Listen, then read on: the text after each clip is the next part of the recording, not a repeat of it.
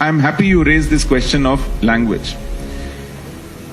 Let me share one thing which I missed in my speech with you. When India earned its freedom and gave itself its constitution, the constitution had the 8th schedule in which it identified 14 languages, which eventually over 4 occasions grew to 22 languages as officially recognized languages under the 8th schedule of Indian Constitution. The original 14 languages had one language called Kashmiri. It still is part of the 22, but it is part of the original 14 recognized Indian languages. Now let me tell you something.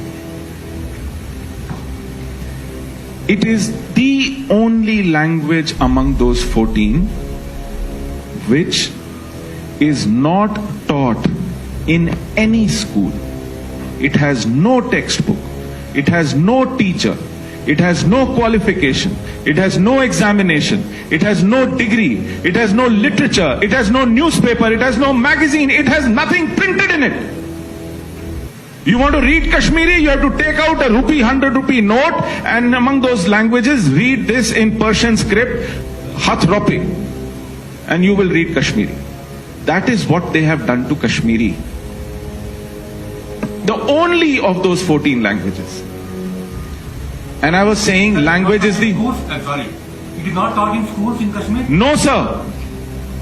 Question only, right? I'm not... No textbook, no school, no degree, no qualification, no examination, no teachers, nothing. No official work. No newspaper, no textbook, nothing. No literature. Why? Kashmir has chosen for itself a language called Urdu. Same Urdu, which was not born in Kashmir but more than 1,000 kilometers away in the corridor between Delhi and Lucknow and Farrukhabad. The same language which was the language of mobilization for India's partition. The same language against which Bangladesh revolted and came out of Pakistan because they sought to annihilate Bengali the way Kashmiri is being annihilated, to be replaced by Urdu. The same language which has annihilated local languages in Pakistan. Do you know in Punjab's provincial assembly, if you stand up and speak in Punjabi, your words will be expunged. Pakistan has killed its own native languages of Sindhi, of Balochi, of Pashto and Punjabi, and Balti and Dardi in Gilgit and Pakistan. You talk about plurality, sir. You talk about... I told you what plurality suffers when I gave you an example between Yemen and Morocco. There is no plurality, sir. And let me come back to our resettlement, you said. I must say that we will not live in separate colonies.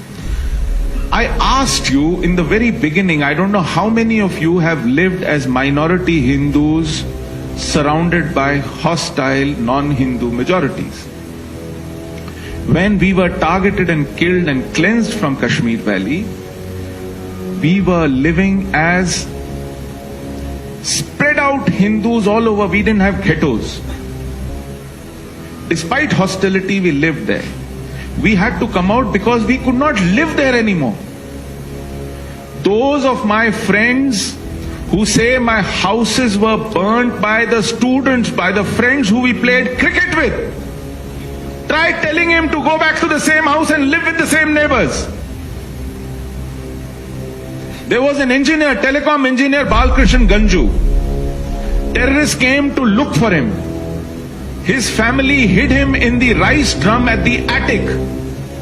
They searched entire house, couldn't find him, they were leaving.